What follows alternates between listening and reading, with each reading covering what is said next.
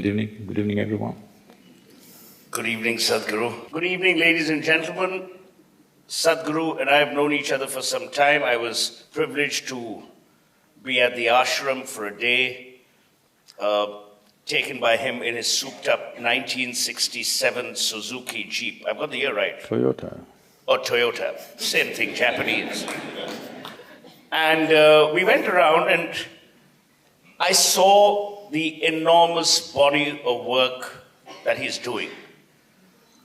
All my life, I was accustomed to a different kind of spiritualism which began after 7:30 in the evening. But for the first time, I noticed how humanism injected through a philosophy which is neutral, except passionate about life, can really impact the lives of people he and the foundation touch. So let's first begin with a personal… Shall I say something? Please. Today morning somebody called me and said, Sadhguru, is it true that you're having a conversation with Suhel Seth? I said, yes. Sadhguru, how can you do this? He's the most unspiritual kind. I said, if he was really spiritual, I have no business with him. If he's unspiritual, he's my work.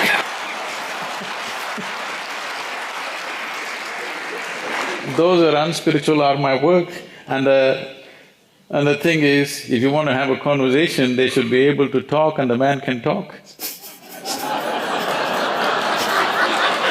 So it's 1-0.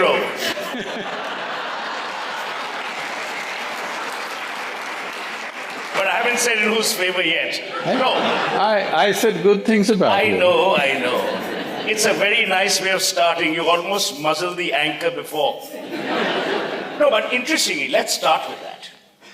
Why do I have to be publicly spiritual or believe in someone or a foundation or a philosophy? Isn't spirituality something that doesn't need definition if privately I'm a good human being? See, first of all, people's idea of spirituality comes from the common calendars that hang on their walls. They think, generally in this country, this image has spread. If you say, I'm spiritual, first question they ask is, what are the things you cannot do? So their idea of spirituality is, it's some sort of a disability. Spirituality is not a disability, it is a tremendous empowerment. You must be able to do more things than normal people do if you're spiritual. But generally, they think spiritual means you will not be able to do anything. I mean, something as simple as, because you mentioned the car, I'm saying, people will… initially they used to say, oh, he drives his own car, how is he a guru? I said, well, if I have a chauffeur, will I become a better guru? I drive my own car, I cook my own food, I do my own things. Is that a wrong thing to do? So, this idea of what is spiritual and not spiritual is something that I've been trying to bring proper perspective to. There is no human being on the planet who is not spiritual in some way. It is just that some people claim the mantle. No, so let's stay with this. If you were to define spiritualism as we know it, and I'm not talking about the misconception which you've just touched upon, how would you define spirituality? Well, let me tell you what the flip side is. In India, we have more gurus than we have traffic lights. Not true. We do. Okay, not gurus. There are more… godmen, magicians. And there's almost a belief, and I really want your views on this because I've heard you espouse on this brilliantly earlier. There's almost a feeling that the man or woman must subjugate, bow down, and it's another kind of dependency that is created. So what in your mind is the essence of spiritualism? I will leave the word spiritualism because I don't know what that is. Spirituality essentially means that you have strived to make your experience of life beyond the realm of the physical. For you, what is beyond the physical is a living experience, it's not a belief. When you're in pursuit of this, your condition is this, that you're a seeker, you're not a believer. Because belief essentially means you have concretized your assumptions about life and beyond. Seeking means you have realized that you do not know. I do not know is a tremendous possibility. Only when you see I do not know, the possibility of knowing becomes a living reality for you. Seeking, longing, wanting to know, this becomes a possibility. So spirituality essentially means either you have reached a place where your experience of life is beyond your physical nature, you're able to touch that which is beyond physical, or you're in a state where you're seeking. That means you have admitted your ignorance about the nature of this existence and your own existence. Do you believe that sometimes our insecurities or our egos prevent us from admitting to our insecurities and that we need I said I don't… the quest? I said I'm not for belief.